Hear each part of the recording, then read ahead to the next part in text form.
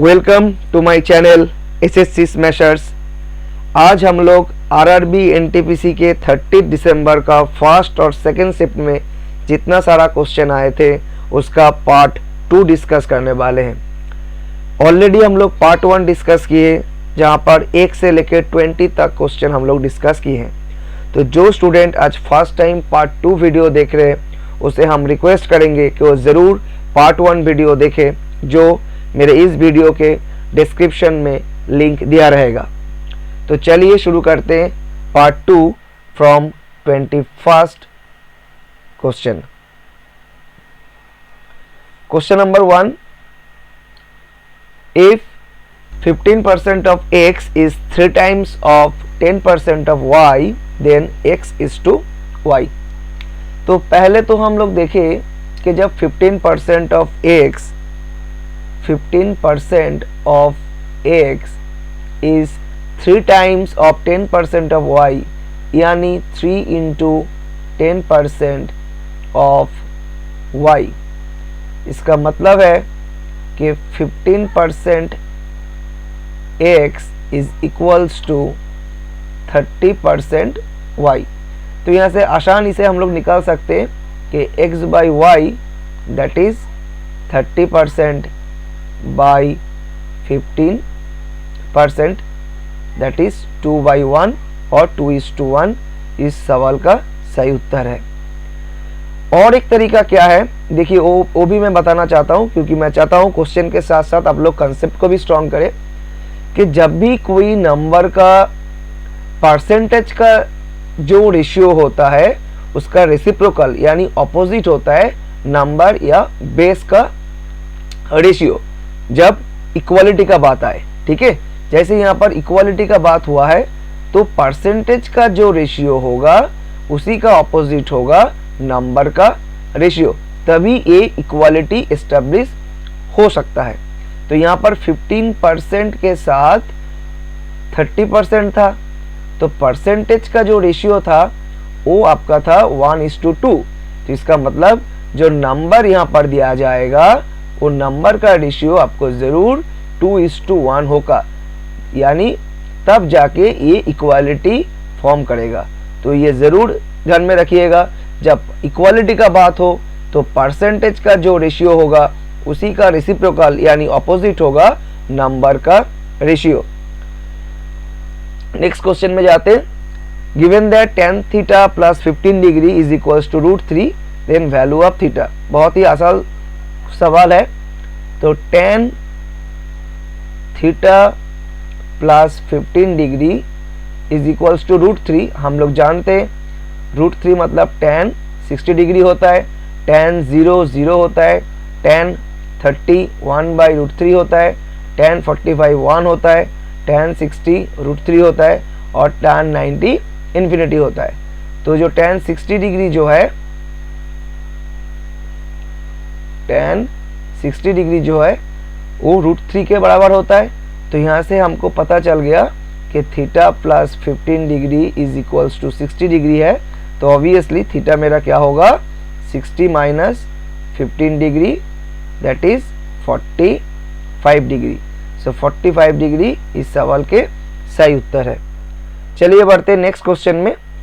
Next question बोले 20 women can do a work in 16 days, 16 men can complete the same work in 15 days. The ratio between the capacity of a man and a woman। देखिए, मैं हर सवाल को कोशिश करूंगा 2 या 3 तरीका से करवाने का। कुछ सवाल ऐसा भी होगा जो ऑप्शन के साथ साथ होगा। तो पहले क्या कर सकते हैं हम लोग, जो हम लोग हमेशा जो चीज़ हम लोग को पता है कि हम लोग एफिशिएंसी के हिसाब से देख सकते हैं। यहाँ पर एफिशिएंसी के हिसाब से देखें तो 20 वुमेन है और आपके पास क्या है, 16 मैन है। तो 16 मैन और 20 वुमेन कितना कितना दिन ले रहा है, 20 वुमेन कितना दिन ले रहा है, 16 डेज ले रहा है। ठीक है, और 16 मैन कितना दिन ले रहा है, ये लोग ले रहा है 15 डेज। तो हम लोग क्या कर सकते हैं, एक टोटल वर्क कर सकते हैं। 16 और 15 में कोई भी कॉमन फैक्टर नहीं है, तो हम लोग यहाँ से क्या कर सकते हैं, एक टोटल प्रोडक्ट को क्या ले सकते, टोटल प्रोडक्ट ले सकते 16 इंटू 15। ठीक है, तो यहाँ से मुझे एफिशिएंसी मिल जाएगा कि 20 वोमेन का एफिशिएंसी कितना है, 20 वोमेन का एफिशिएंसी होगा 15 यूनिट पर डे, और 16 मैन का एफिशिएंसी कितना होगा, 16 मैन का एफिशिएंसी होगा 16 यूनिट पर डे। तो 16 मैन का एफिशिएंसी 16 यूनिट है, तो एक मैन का एफिशिएंसी कितना होगा, 1 यूनिट पर डे, और 20 वोमेन का एफिशिएंसी 15 यूनिट है, तो एक वोमेन का एफिशिएंसी कितना होगा, 15 divide by 20 that is 3/4 unit per day.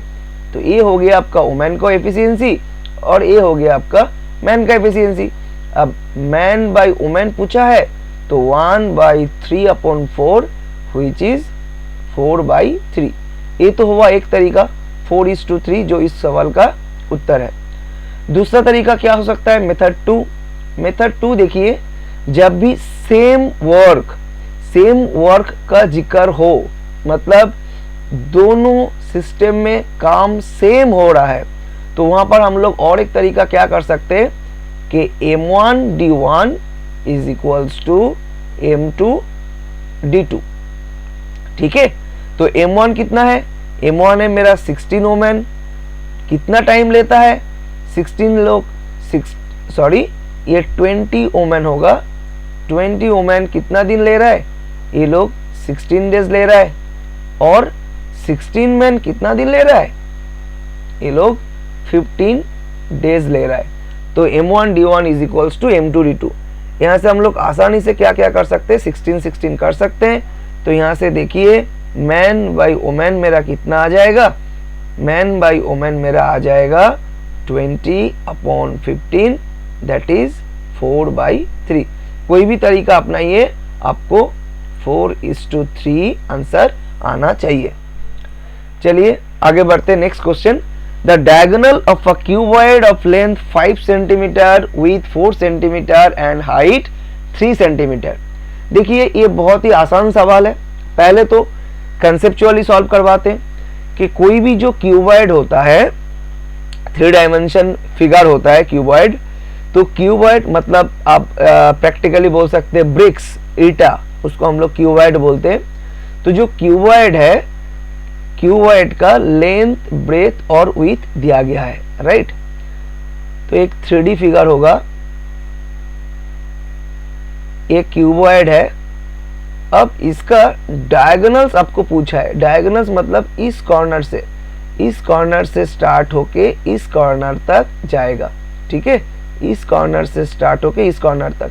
ये जो डायगोनल पूछा है, डायगोनल का फॉर्मूला डायरेक्ट आप लोग याद रखिएगा, that is under root length square plus breadth square plus height square, बस लेंथ, विड्थ एंड हाइट।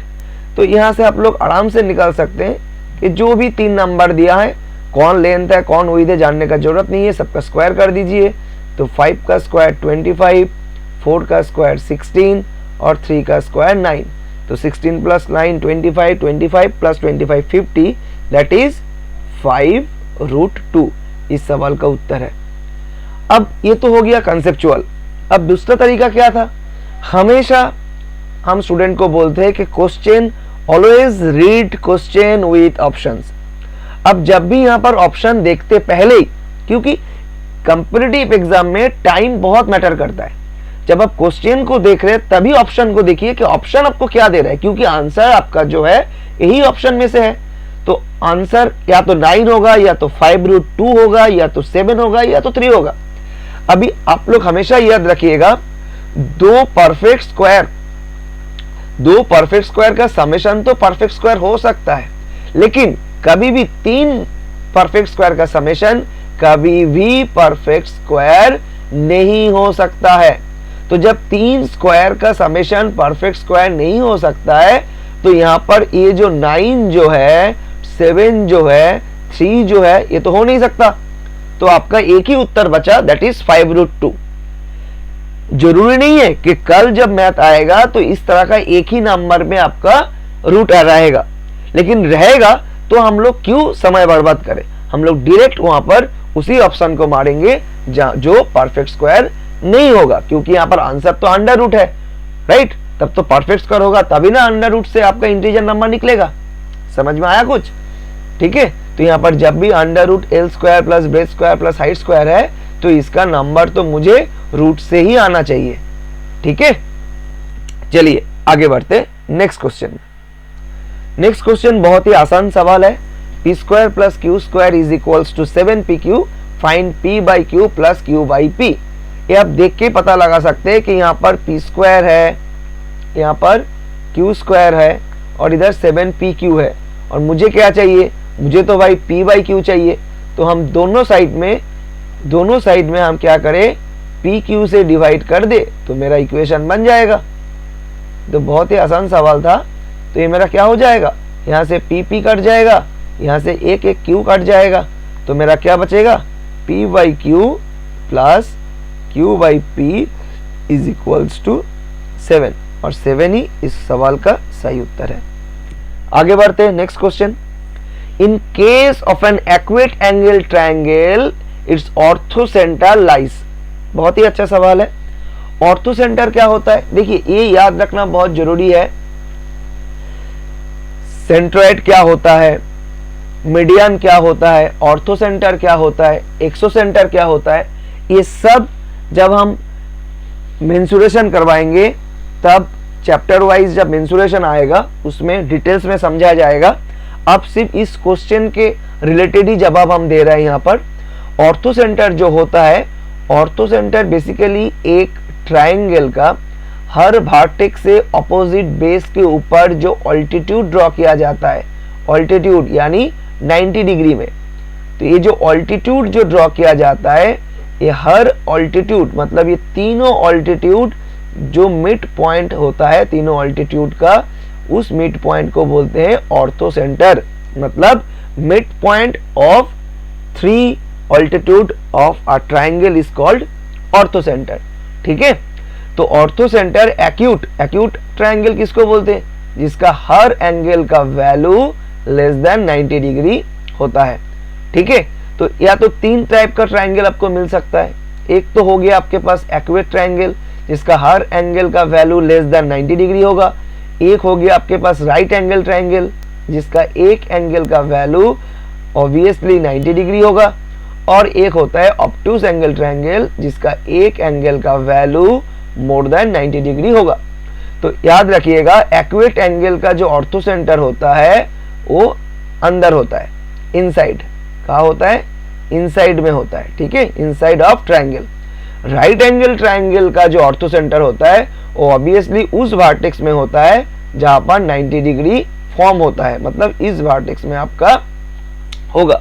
और जो ऑब्टूज एंगल ट्रायंगल का जो ऑर्थोसेंटर होता है वो कहाँ फॉर्म होता है? वो बाहर फॉर्म होता है, क्योंकि जो 3 ऑल्टीट्यूड जो है वो जब आपको एक्सटेंड करेंगे तो आपको जो बेस है, बेस को एक्सटेंड करेंगे तभी ये ऑर्थोसेंटर बनना मुमकिन है, नहीं तो नहीं बनेगा। ठीक है, देख पा रहे हैं ना?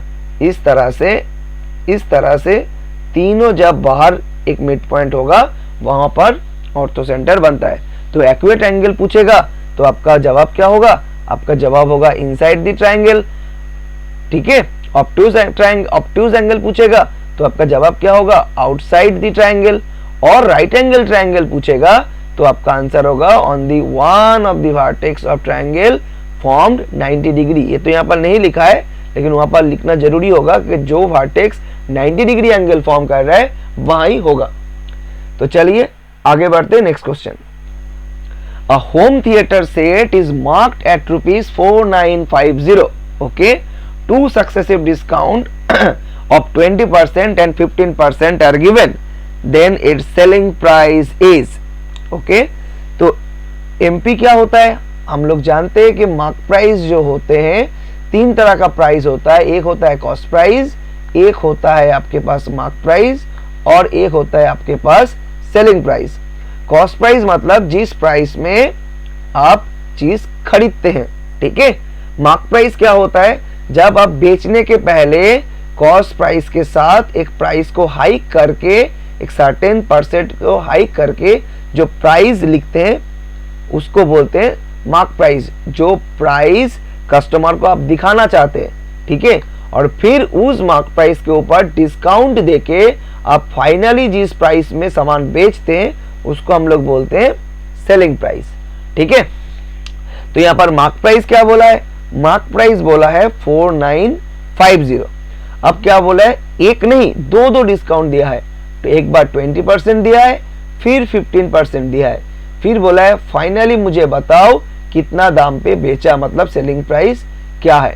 तो जब भी इस तरह का सक्सेसिव डिस्काउंट का बात आएगा, सक्सेसिव डिस्काउंट हमेशा याद रखिएगा एक चीज कि एक फॉर्मूला होता है x plus Y plus X Y by 100। ये फॉर्मूला बहुत सारा जगह में काम आता है, जहां भी सक्सेसिव कोई फैक्टर काम करता है वहां हम लोग x plus Y plus X Y by 100 इस्तेमाल करते हैं। ये बहुत आसानी से हो जाता है, क्यों? क्योंकि एक तो देखिए जब 20% डिस्काउंट का बारी आ रहा है तो हम लोग माइनस साइन इस्तेमाल करेंगे, और जब हाइक करने का बारी आएगा कि कॉस्ट प्राइस के ऊपर 2 बार सक्सेसिव प्राइस को बढ़ाया गया है तो हम लोग प्लस का इस्तेमाल करेंगे, क्योंकि डिस्काउंट में तो प्राइस घट जाता है, इसलिए हम लोग माइनस साइन का इस्तेमाल करते हैं।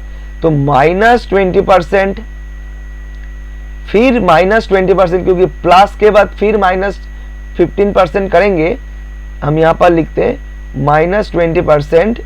फिर आप बोलेंगे सर अब तो x प्लस वाई बोले, तो y भी मेरा क्या है -15% है, तो प्लस माइनस क्या होगा, माइनस होगा, तो मैं एक बार में -15% लिख रहा हूं।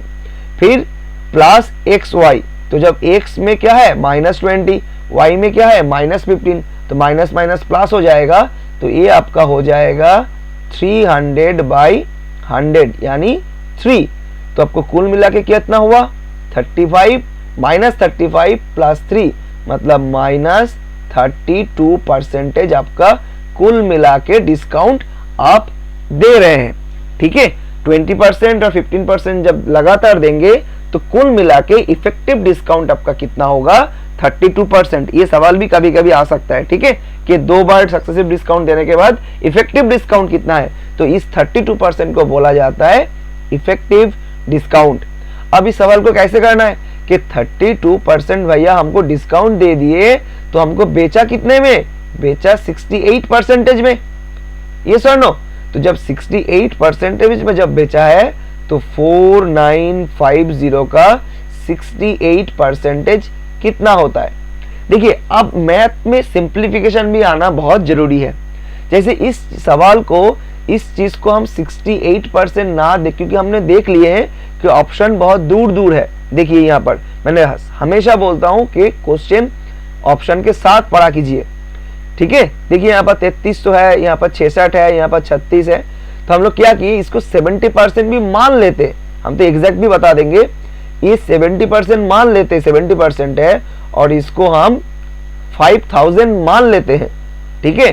तो 5000, इसको हम 5000 चलिए मान लेते हैं कि ये 5000 है। मैं आप लोग को सिखा रहा हूँ कि सिंप्लीफिकेशन कैसे करते हैं, टाइम कैसे बचाते हैं। इसको एग्जैक्ट करेंगे तो कितना टाइम जाएगा, लेकिन मैंने इसको इस तरह से चेंज कर दिए। अब देखिए 10% कितना होता है 500, तो 70% कितना होगा, बोलिए 3500, ये sir no, 500 into 7 that is 3500। लेकिन मेरा एग्जैक्ट आंसर 3500 के कम आना चाहिए, क्योंकि मैंने दोनों तरफ में ज्यादा करके लिए, परसेंटेज भी ज्यादा ले लिए, 2% ज्यादा ले लिए, यहाँ पर नंबर भी क्या कर दिए 50 ज्यादा ले लिए, तो आंसर जो भी होगा मेरा 3500 के कम आना चाहिए। आप बोलिए कि आपका जो ऑप्शन दिया है उसमें 3500 के नीचे एक ही सवाल बचा है, दैट इज 3366। तो यही इस सवाल का उत्तर है कि 68% ऑफ 4950 क्या होगा 3366 ही होना चाहिए, ठीक है। इसका और एक तरीका क्या हो सकते हैं, आप इसको इस तरह से भी कर सकते हैं कि 4950 इंटू 20% डिस्काउंट दे दिए, तो बेचा कितना में, बेचा 80% में, फिर क्या कर दिए, फिर 15% डिस्काउंट दे दिए, तो बेचा कितना में 85% में। तो अब इसको आप कर सकते हैं 4950 इंटू 80%। 80% को आप लोग को जरूर परसेंट से फ्रैक्शन करना आता होगा। 80% मतलब 4/5 और 85% मतलब 17/20। इसको आप लोग अभी सिंप्लीफाई करेंगे तो आपका जो आंसर आएगा वो यही आएगा 3366। चलिए आगे बढ़ते नेक्स्ट क्वेश्चन की तरफ। A gun is fired at a distance of 6.64 km away from Ram. He hears the sound 20 seconds later. Then the speed of the sound is. तो सबसे पहले तो एक चीज देखिए कि यहाँ पर मान लीजिए ये राम है और आप यहाँ से फायर कर रहे हैं, ठीक है। तो ये जो डिस्टेंस है, ये डिस्टेंस है आपका कितना 6.64 किलोमीटर, और ये साउंड आपको सुनाई कब दे रहा है 20 सेकंड बाद सुनाई दे रहा है। मतलब यहाँ पर जो गन फायर हुआ था तो सोर्स ऑफ साउंड कहाँ क्रिएट हुआ था, यहाँ पर क्रिएट हुआ था। तो यहाँ से साउंड को ये वाला डिस्टेंस मतलब 6.64 किलोमीटर डिस्टेंस कवर करने में 20 सेकंड समय लगा। तो स्पीड का फॉर्मूला क्या होता है, डिस्टेंस बाई टाइम। बहुत ही आसान सवाल है। तो 6 ऑप्शन मेरा यहाँ पर मीटर पर सेकंड है, ये किलोमीटर नहीं होगा, ये मीटर होना चाहिए, ठीक है। तो 6640 मीटर बाई 20, बहुत ही आसान सवाल है। 2 से डिवाइड कर दीजिए, 332 मीटर पर सेकेंड। तो यहाँ पर 332 मीटर पर सेकेंड। देखिए यहाँ पर एनटीपीसी ने, आरआरबी ने क्या किए, दोनों में सेम ऑप्शन रखा लेकिन यूनिट अलग कर दिए ताकि स्टूडेंट जल्दबाजी में इसके जगह डी टिक मार्क आ जाए। तो आपका आंसर डी नहीं होगा, सी होगा, 332 मीटर पर second. Next question, the difference between greatest and least 5-digit number formed by the digit 25068 is repetition of digit are not allowed। मतलब आप एक डिजिट को 2 बार इस्तेमाल नहीं कर सकते। इसको भी देखिए, अब पहले तो ट्रेडिशनल में कीजिए। ट्रेडिशनल में ग्रेटेस्ट नंबर क्या होगा, हम लोग को डिसेंडिंग ऑर्डर में सजाना है। तो पहले तो 8 आएगा, फिर 6, फिर 5, फिर 2, फिर 0। और जब आप स्मॉलेस्ट नंबर निकालना चाहेंगे तो ऑब्वियसली आपको असेंडिंग ऑर्डर में लेना है, लेकिन याद रखें 0 स्टार्ट नहीं होगा, क्योंकि 0 से स्टार्ट करने से वो 5 डिजिट की जगह 4 डिजिट का नंबर बन जाएगा, राइट। तो पहले 0 छोड़ के 2 ले लेते हैं, फिर 0 ले लेते हैं, फिर 5, फिर 6, फिर 8। अब इसको आप मैनुअली माइनस करेंगे तो आपका आंसर आ जाएगा, है कि नहीं। 2 यहाँ पर 2 आ गया, तो यहाँ पर 5 आ गया।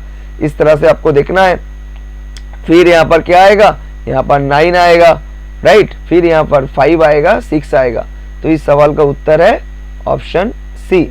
लेकिन देखिए, इस तरह से हमेशा कोशिश कीजिएगा कि मेरा वीडियो के स्टार्टिंग में मैंने यही चीज बोले थे कि ट्रिक्स सिर्फ ट्रिक्स नहीं है, कंसेप्चुअल ट्रिक्स। कंसेप्चुअल ट्रिक्स क्या है, जब आप क्वेश्चन को देखेंगे तो आपको एक चीज तो जरूर पता हो जाएगा कि ग्रेटेस्ट और स्मॉलेस्ट का जो डिफरेंस है, तो ग्रेटेस्ट का अंत में 0 होना चाहिए, राइट, सबसे छोटा नंबर होना चाहिए, और स्मॉलेस्ट का अंत में यूनिट डिजिट में सबसे बड़ा नंबर, बड़ा डिजिट होना चाहिए।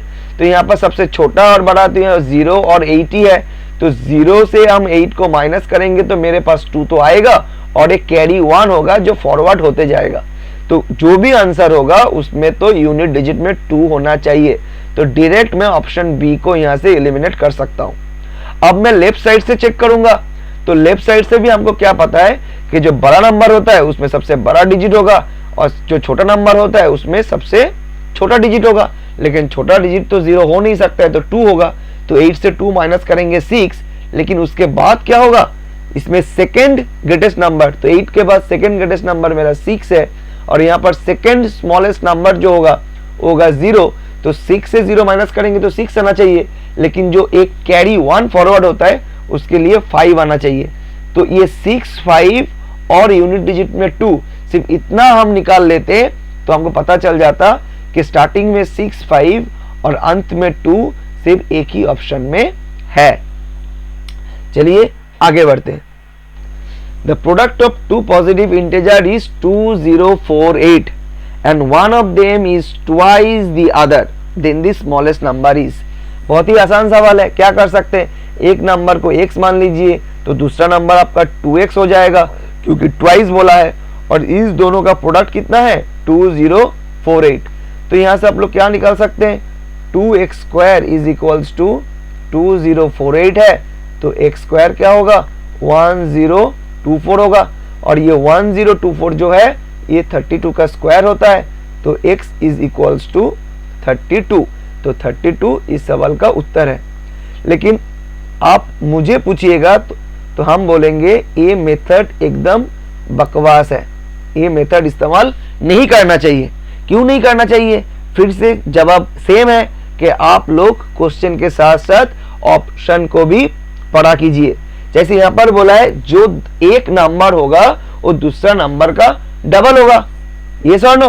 तो अब मेरे पास ऑप्शन क्या है कि एक नंबर जो होगा वो दूसरे का डबल होगा और उसका प्रोडक्ट में क्या होना चाहिए 2048, मतलब यूनिट डिजिट में 8 आना चाहिए। ध्यान से समझिए इस चीज को, 2048 मतलब यूनिट डिजिट में 8 आना चाहिए। अब ऑप्शन तो आपके पास है, आप चेक कर लीजिए। अब मान लीजिए 32 को छोड़ के पहले 64 ले लीजिए। 64 का एक है क्या है 4, स्मॉलर नंबर बोला है 4, तो ऑब्वियसली बड़ा नंबर क्या होगा ट्वाइस मतलब डबल। तो बड़ा नंबर के यूनिट डिजिट में क्या होगा 4 का डबल 8, तो 4 और 8, 4 8 जा 32 का 2।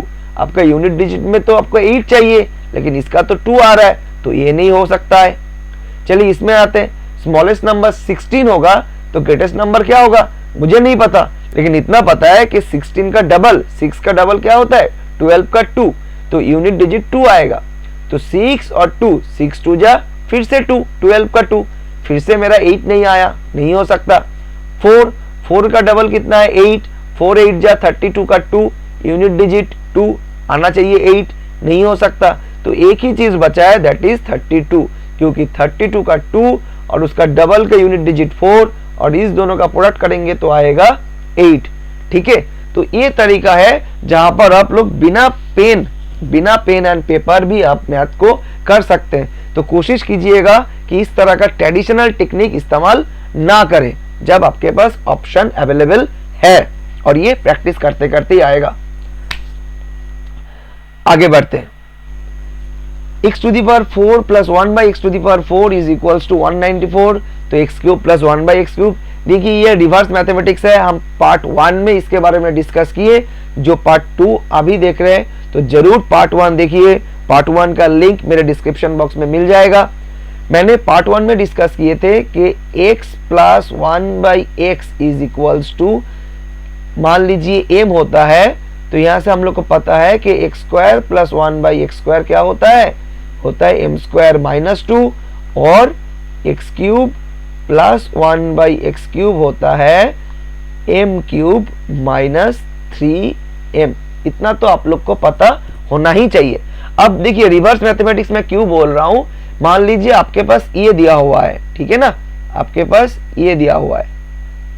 अब यहां से आपको पहले में जाना है, तो पहले से आपको m कैसे मिलेगा, तो ये जो आपको पास एम स्क्वायर माइनस 2 है, इसके साथ हम प्लस 2 करेंगे तो कैंसिल आउट हो जाएगा, और जो बचा उसका स्क्वायर रूट कर देंगे, रूट ओवर निकाल देंगे, तो मुझे m मिल जाएगा। समझ में आया कुछ? हाँ, तो देखिए उसी हिसाब से, जैसे देखिए एग्जाम्पल के तौर में हम आपको समझाते हैं। मान लीजिए x प्लस 1 बाई एक्स आपको 4 दिया है, ठीक है, तो आप बोलिए x square plus 1 by X square आपको कितना मिलेगा, x square plus 1 by X square आपको मिलेगा एम स्क्वायर माइनस 2, मतलब 4 स्क्वायर माइनस 2, यानी 16 माइनस 2 14। अब यही सवाल मान लीजिए रिवर्स ऑर्डर में आपको दिया है और बोला है X square plus 1 by X square is equals to 14, find X plus 1 by X. तो आपको सिंपली क्या करना है, आपको स्क्वायर से x प्लस 1 बाई एक्स में जाना है, तो जो भी नंबर दिया है उसके साथ प्लस 2 करके स्क्वायर रूट कर दीजिए, 16 का स्क्वायर रूट 4, तो 4 ही इस सवाल का उत्तर होगा। अब आते हैं हम इस क्वेश्चन में। देखिए इस क्वेश्चन में भी सेम चीज था, ठीक है, क्या था देखिए, यहाँ पर बोला है x to the power 4 plus 1 by X to the power 4 is equals to 194। हमको जाना कहाँ है, देखिए ये तो रिवर्स मैथमेटिक्स में हम क्या कर सकते हैं, पावर हर बार 2 करके घटेगा, मतलब x टू दी पावर 4 से हमको x स्क्वायर मिलेगा, फिर x मिलेगा, फिर x से हमको x क्यूब में जाना पड़ेगा। ये इसका ट्रैकिंग है, ठीक है, क्योंकि x टू दी पावर 4 से कभी भी आप x क्यूब में डायरेक्ट नहीं जा सकते। तो पहले x स्क्वायर से आप x क्यूब में आइए, x स्क्वायर में आइए, फिर x स्क्वायर से आप x में आइए, फिर x से आप x क्यूब में जा सकते हैं, ठीक है। इस चीज को आप जरूर याद रखिए। तो मेरे पास क्या है, X square plus 1 by X square 194 है, और मुझे पावर को आधा करना है। पावर को आधा करने के लिए मैंने क्या सिखाया अभी कि इसके साथ +2 करके स्क्वायर रूट कर दीजिए। तो 194 के साथ +2 करेंगे तो ये मेरा हो जाएगा 196, और 196 जो है मेरा 14 का स्क्वायर है। तो मेरे पास x square plus 1/x square आ गया, यानी 14। फिर 14 से मुझे x प्लस 1/x में जाना है, तो मैं क्या करूं, फिर इसके साथ 2 जोड़ दूं तो 16 बन जाएगा, फिर इसका स्क्वायर रूट कर दूं तो मुझे 4 आ जाएगा। ठीक है, तो मुझे क्या मिला, मुझे ये मिला x प्लस 1/x, मुझे कितना मिल गया, मुझे 4 मिल गया। आप बोलिए मुझे x cube plus 1/x cube निकालना है, तो कैसे निकालूं, मुझे पता है, डायरेक्ट फॉर्मूला आता है। आज ही मैंने यहाँ पर लिखवा दिए कि m क्यूब माइनस 3m, तो यहाँ पर m क्यूब माइनस 3m यानी 4 क्यूब माइनस 3 4 जा 12, तो 4 क्यूब कितना 64, 64 माइनस 12 दैट इज 52। तो 52 इस सवाल का सही उत्तर है, 52। उम्मीद करता हूं कि आपको ये समझ में आया। नहीं समझ में आया तो दोबारा वीडियो को देखिए, जरूर समझ में आएगा। नेक्स्ट क्वेश्चन है, a cuboid is given of length 18, 21 and 27 from which 3/3/3 मतलब 3 इंटू 3 इंटू 3 का क्यूबॉइड आपको बनाना है n नंबर का। तो वो n नंबर पूछा है, मतलब 3/3/3 3 metre length, 3 centimetre length, 3 centimetre width, 3 centimetre height का आप क्यूबॉइड बनाएंगे एक बड़ा सा क्यूबॉइड से, तो कितना टुकड़ा आपको मिलेगा। देखिए इस तरह का चीज जब भी नंबर पूछता है, ये तो मेंसुरेशन का चैप्टर है, आप जब हम मेंसुरेशन का चैप्टर का करवाएंगे तो चैप्टर वाइज टॉपिक वाइज करवाएंगे। ठीक है, तो उसमें जितना भी आज तक 20 साल का प्रीवियस ईयर का एसएससी, सीजीएल, सीपीओ का जो क्वेश्चन आए हैं, जिसका बुक में तो मार्केट में बहुत सारा बुक है, किरण पब्लिशर्स का है, राकेश यादव का है, उसमें जो सोल्यूशन है कभी कभार कुछ लेंदी हो जाता है क्योंकि बुक में प्रिंट करना पड़ता है। उस सब क्वेश्चन को एक जिस्ट बना के उसको जितना भी डिफरेंट यूनिक मैथ मिलेगा वो सब करवाया जाएगा आने वाले दिनों में। तो आप लोग जरूर, रिक्वेस्ट है कि इस चैनल को सब्सक्राइब कर लीजिए।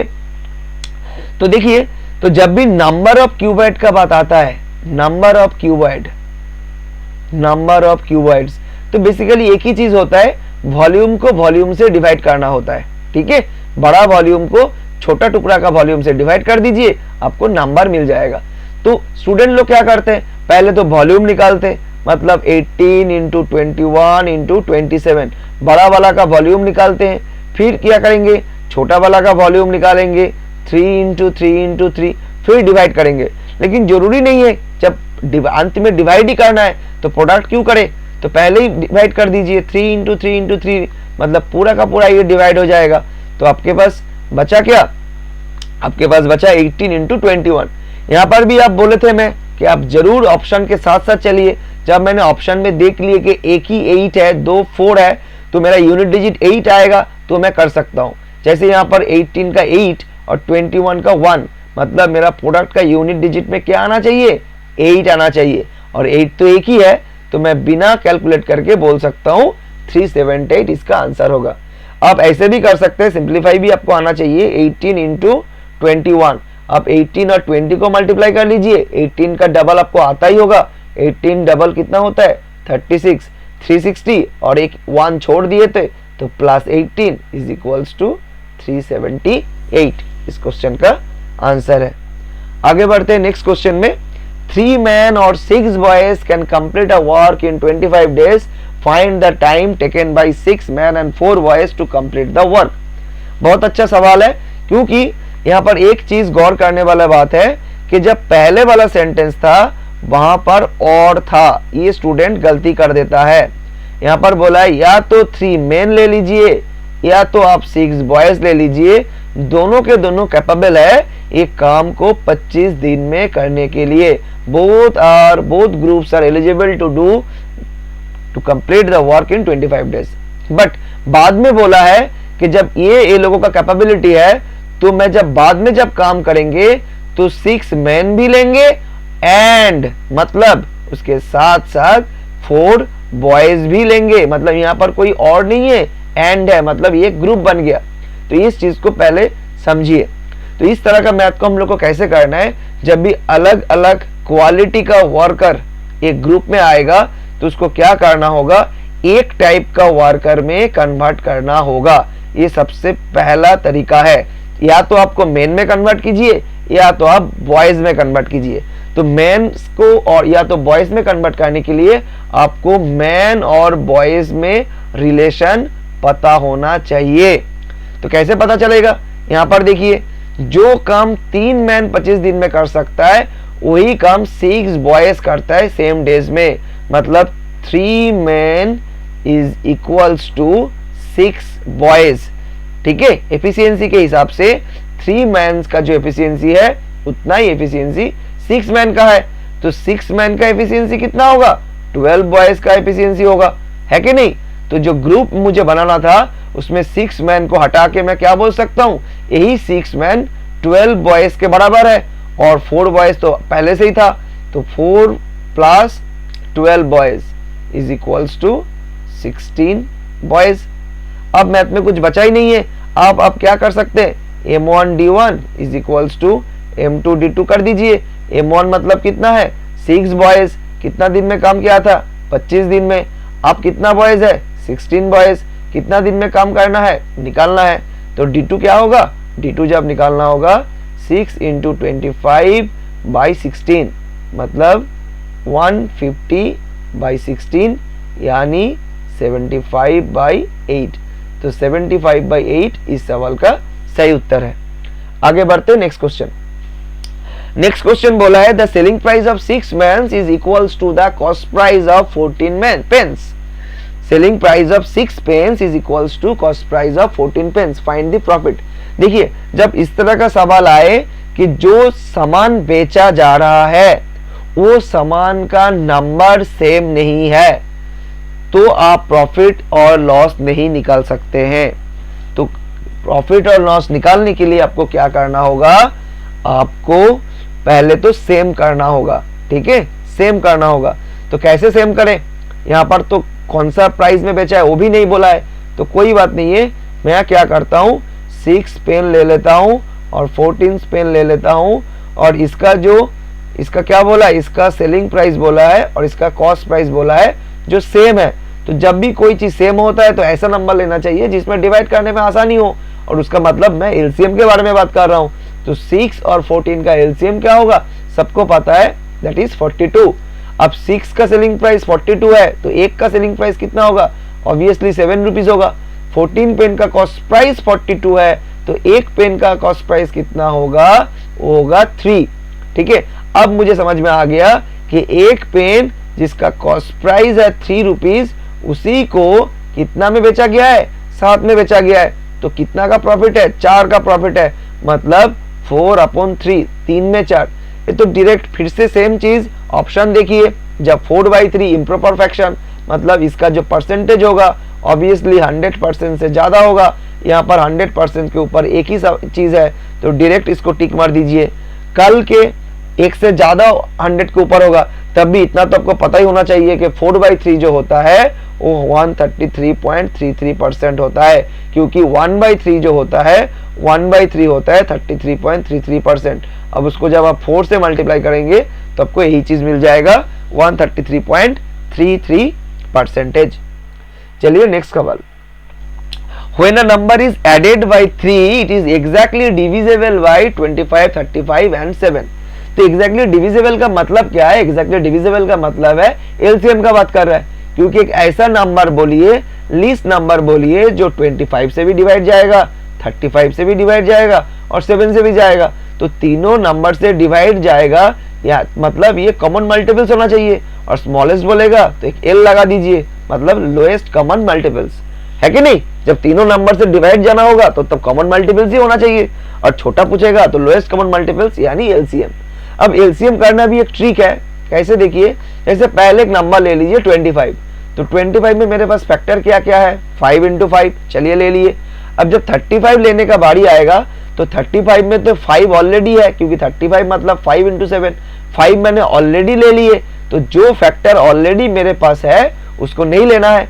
तो 35 का 5 नहीं लेंगे तो 7 नहीं है, तो 7 को ले सकते हैं, तो 7 को ले लिए। अब जब 7 का बारी आया तो देखा 7 तो ऑलरेडी है, मतलब मुझे और कुछ लेना का जरूरत नहीं है।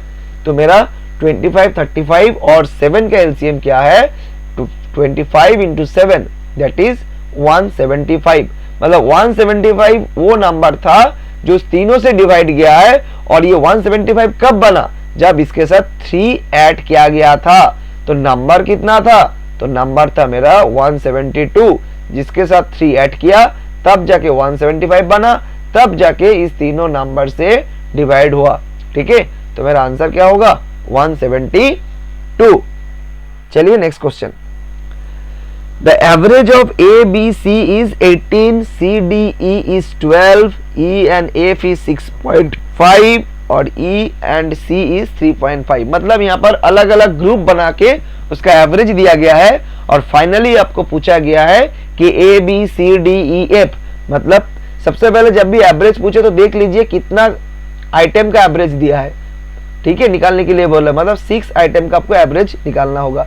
तो चलिए पहले देख लेते हैं कि A प्लस बी प्लस सी, क्योंकि हमको जब कोई भी चीज का एवरेज निकालना होता है, देखिए एक तो एवरेज भी हम लोग अलग अलग ट्रिक से कर सकते हैं, एवरेज से ही डायरेक्ट एवरेज निकाल सकते हैं, लेकिन हर क्वेश्चन अलग अलग डिमांड करता है कंसेप्ट। जैसे यहाँ पर A B C D E F का एवरेज पूछा है, तो बेसिकली एवरेज क्या होता है, टोटल साम निकालना पड़ेगा 4 6 के 6 का, फिर उसको 6 से डिवाइड करेंगे, तब जाके A B C D E F का मुझे एवरेज मिलेगा, क्योंकि यहाँ पर सब अलग अलग ग्रुप बना है। तो चलिए देख लेते हैं, ए बी सी का एवरेज क्या बोला है, 18 बोला है, तो साम कितना होगा, हम लोगों को पता है एवरेज इंटू नंबर से मल्टीप्लाई करते हैं, एवरेज इंटू यूनिट नंबर से मल्टीप्लाई करते हैं तो हमको साम मिल जाता है।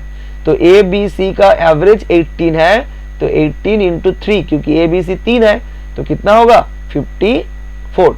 तो मैं फिर से लिख देता हूं, ए प्लस बी प्लस सी का साम कितना होगा 54। आगे बढ़ते, फिर क्या बोला है, सी डी ई का एवरेज 12 है। अब मैं डायरेक्ट लिख रहा हूं, सी प्लस डी प्लस ई, इसका सम कितना होगा 3 इंटू 12 कितना होगा 36।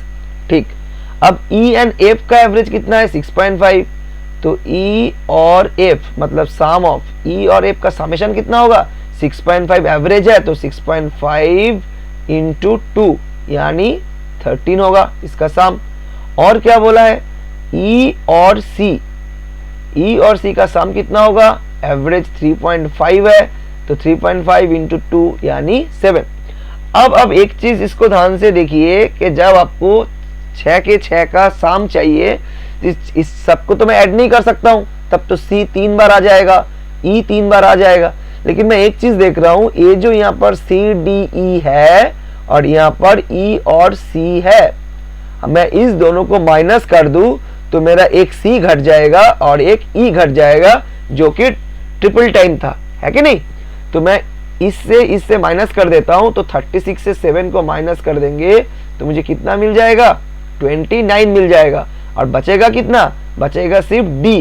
क्यों बचेगा, क्योंकि ए तो पूरा का पूरा कट गया, है कि नहीं, माइनस कर दिए, और इसमें से सी और ई चला गया तो सिर्फ डी बचा।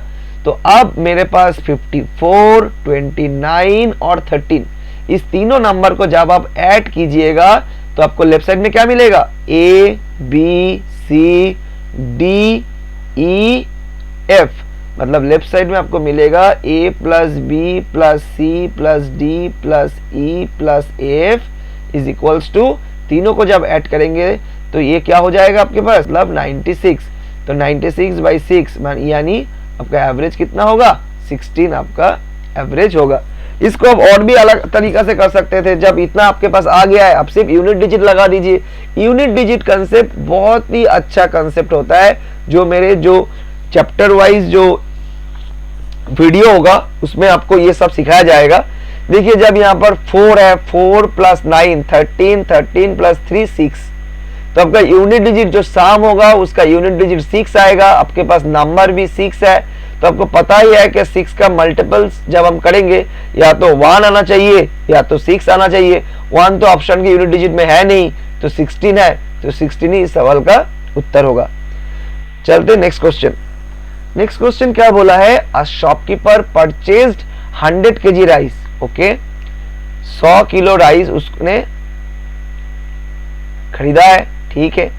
अब क्या बोला है, उसको बेचा है, दो तरीका से बेचा है। इस जो 1000 किलो मतलब जो 1000 किलो चावल को उसने दो तरीका से बेचा है। तो जब पहला तरीका से बेचा है तब उसको 10% प्रॉफिट हुआ है। तो प्रॉफिट को हम लोग कैसे इस्तेमाल करते हैं, प्लस साइन दिखा के इस्तेमाल करते हैं। और फिर जो दूसरा जो बाकी सामान जब बेचा था दूसरा सेक्शन, तब उसको लॉस हो गया -20%। मैं परसेंट लिख रहा हूं तो प्रॉफिट को मैं +% लिख रहा हूं और लॉस को मैं -% लिख रहा हूं। और दोनों को बेचने के बाद जब फाइनली जब सब सारा सामान जब बेचा गया है तो फाइनली उसने रियलाइज किए कि उसको प्रॉफिट तो हुआ नहीं है, उल्टा 5% लॉस हो गया है, ठीक है। अब बोला है कि how much rice will be sold at 20% loss, मतलब 20% लॉस में जो सामान बेचा था, चावल बेचा था, उसका परिमाण कितना था। तो देखिए ये मिक्सचर एलिगेशन का मैथ है, आपको यहाँ पर समझ में नहीं आएगा तो मेरा चैप्टर देखना होगा, चैप्टर वाइज जो वीडियो है।